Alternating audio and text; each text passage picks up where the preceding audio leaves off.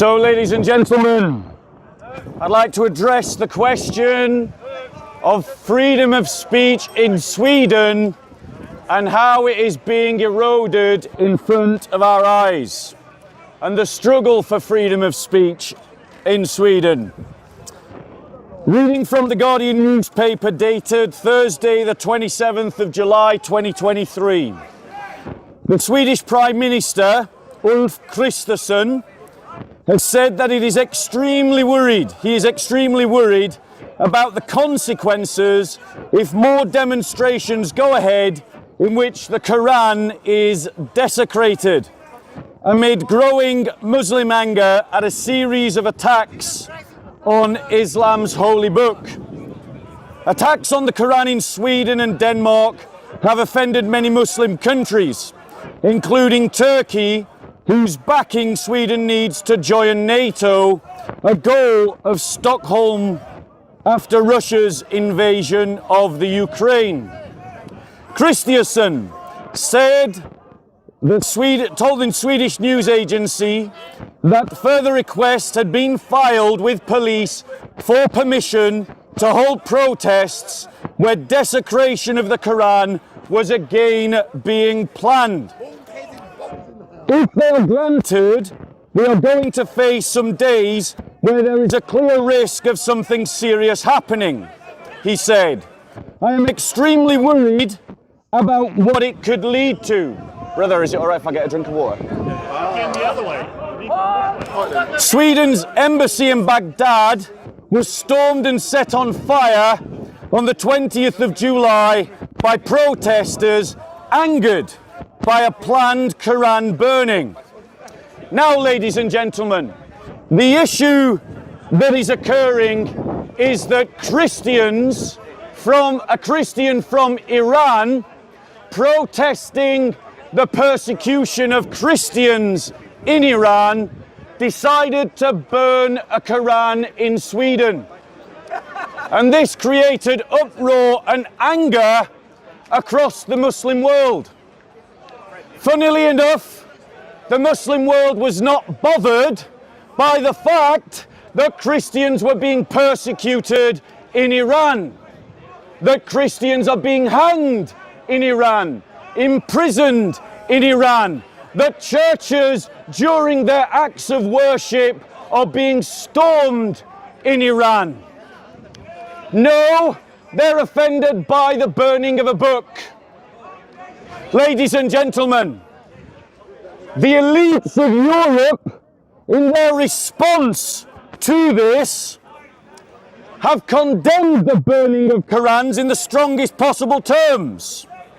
So, for example, reading from the newspaper political period Politico, we read that the EU's foreign policy chief, Joseph Borrell, on Wednesday condemned recent Quran burnings in Denmark and Sweden.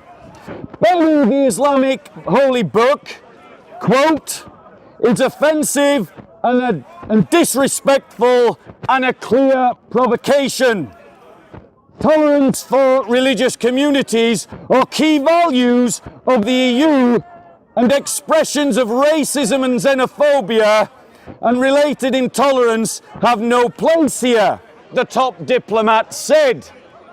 Now, ladies and gentlemen, where was his voice when Christians in Pakistan this week had churches torn into, crosses ripped from buildings, Bibles desecrated, and 138 homes of Christians were pillaged and rampaged through? Where was Chief Joseph Borrell in his condemnation of that anti-Christian pogrom in Pakistan? He was nowhere to be seen because he did not care. And why is it that the EU and its diplomats only care about the burnings of Qurans in Sweden and Denmark, but don't care about 138 Christian families that were forced from their homes in an anti-Christian pogrom in which 6 churches were burned and vandalised, and the EU chief foreign representative had nothing to say about it. I'll tell you why, ladies and gentlemen. Because the elites of the EU are filled with progressive hypocrites who talk about religious tolerance whilst turning a consistent blind eye to the persecution of Christians in every part of the Islamic world without exception. If you don't believe me, Google any Muslim majority country you like and just type in church persecution in country X and you will be able to find examples where Christians are being persecuted. Ladies and gentlemen, ladies and gentlemen, That worships one God is getting wrecked right now by the Satanists. let's be clear. I don't like Satanists, they're really nasty. Correct. Well done. Let's be clear. What happened? You're going to find it eventually, right? There were groups that spoke up for those persecuted Christians, such as the Independent Human Rights Commission of Pakistan, which condemned the anti-Christian pogrom. And the EU ambassador to Pakistan said that this anti-Christian pogrom was not an example of EU values and tolerance.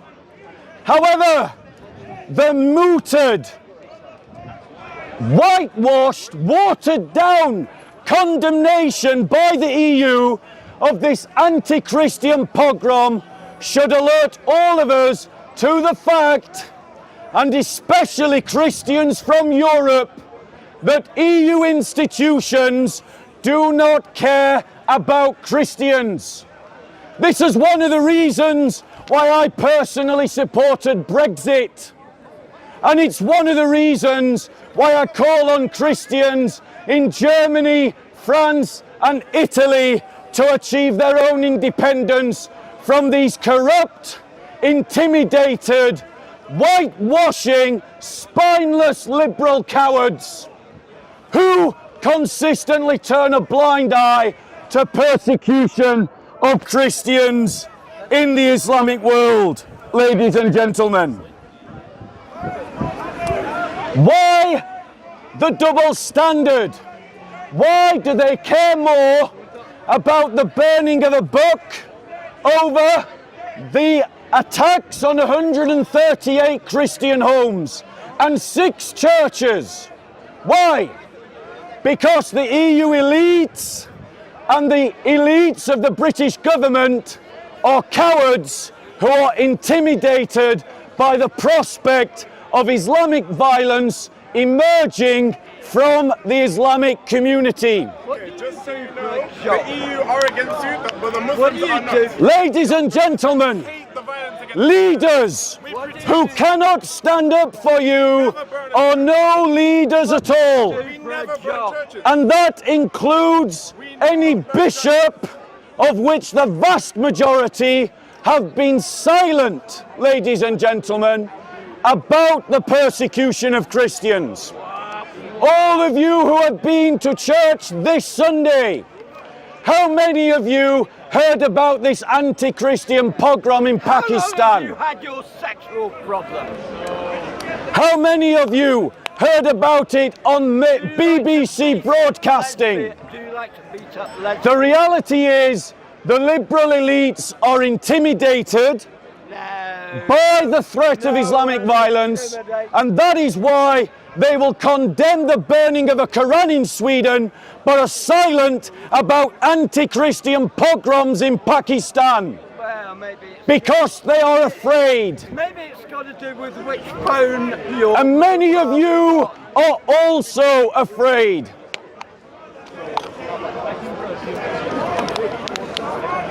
Ladies and gentlemen, there is nothing morally wrong with burning a Quran if you are burning the Quran to make a political protest. If you're burning a Quran just to offend, then I stand with those who condemn you. But if you are burning a Quran to raise awareness about persecuted Christians, then that is correct political expression under the terms of freedom of speech. There is nothing sacred about the Quran. There are no blasphemy laws for Islam.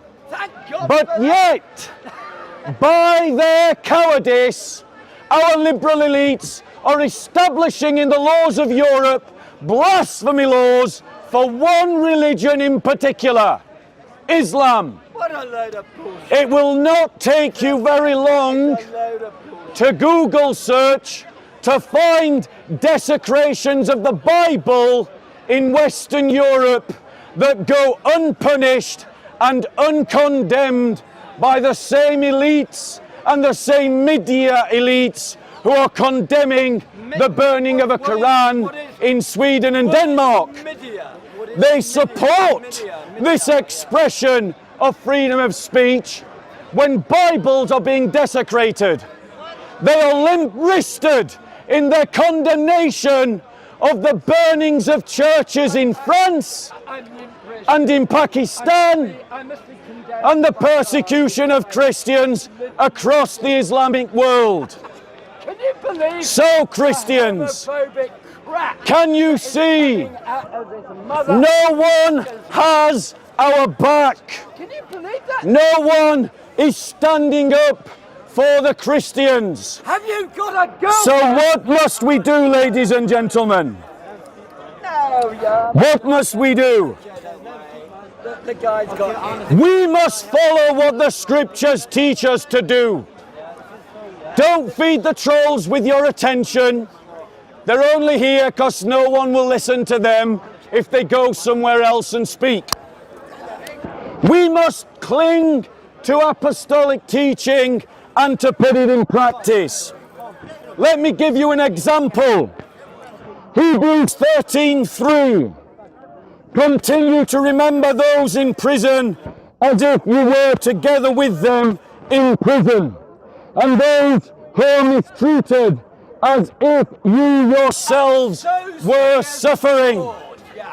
As Christians, we are commanded to feel the pain and the sufferings of our brothers and sisters across the Islamic world who are being persecuted under Sharia law and under Islamic mob violence, as in Pakistan. You're an attention seeker. We must identify with their suffering. We cannot say to ourselves that the Christians in Pakistan are too far away for us to care about. We cannot say that the sufferings of the church in Pakistan are not our concern as Christians in the English-speaking world. No, ladies and gentlemen, we must find our voice. We must find our ability to speak up for our persecuted brethren. Now, ladies and gentlemen, since it is clear that our bishops and our politicians are totally incompetent to the task, we must not wait upon them to organize ourselves to help the persecuted church. This movement of solidarity must come from the laity of the church. The average man and woman in the pew must organize themselves, fellowship by fellowship, parish by parish, diocese by diocese, into networks of solidarity to offer the support to the persecuted church that our bishops are not doing. We must condemn those bishops for their silence. And why are they silent? because they are slaves of a false political dogma that prizes communal peace in the Western world over solidarity against the persecutors of the church, both abroad and their apologists here in the UK. That are not Muslims Because, ladies and gentlemen, if they're doing this. because, ladies and gentlemen, they are afraid and they are cowards. What does it say in Scripture? It says in Hebrews 32 to 38, remember those earlier days after you had received the light, when you endured in a great conflict full of suffering?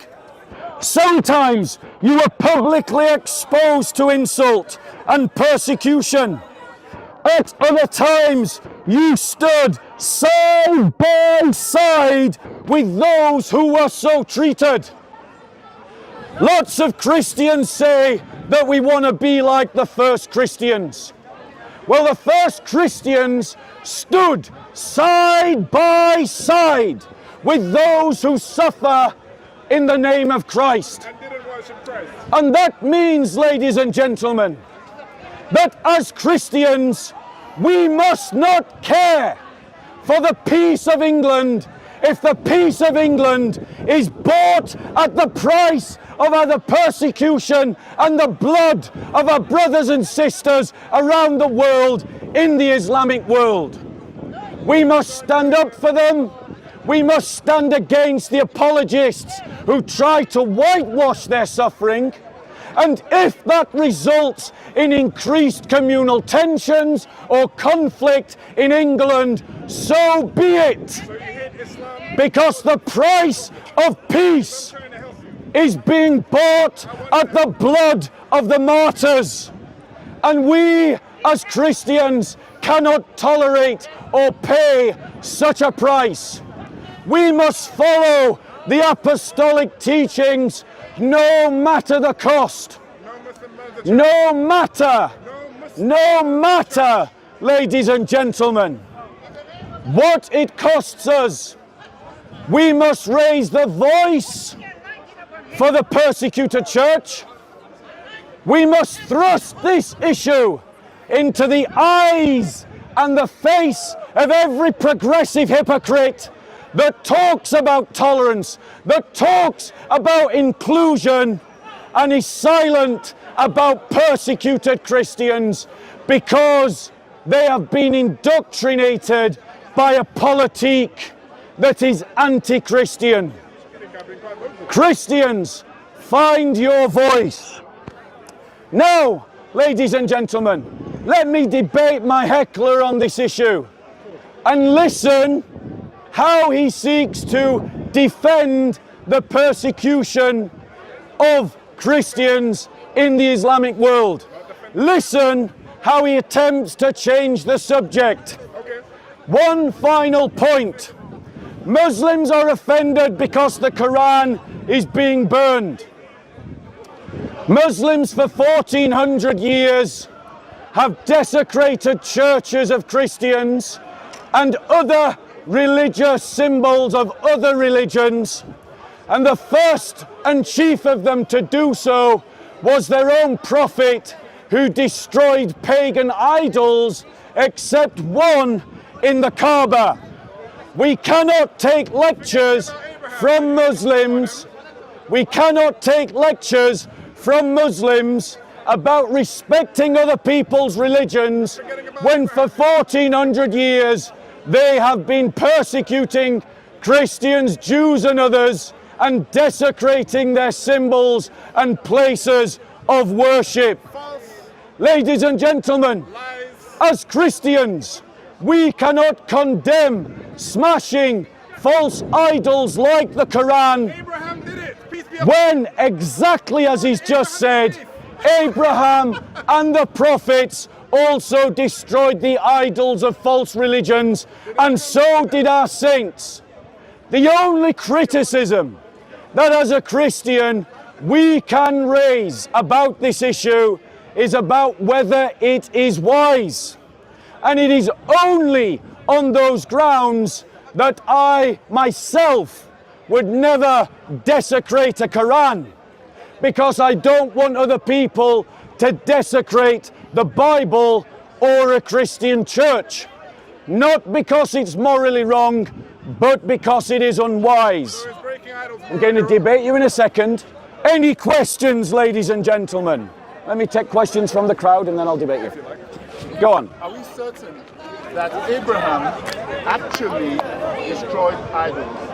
Since it is the hadith that are saying. No, it's in the Quran. So, ladies and gentlemen, the reply to the question is, in the Bible, we do not see Abraham destroying idols, but in the Bible, we do see the prophets of God mocking pagan religion. God himself mocks pagan religion, and the prophets and the kings of Israel do destroy pagan idols.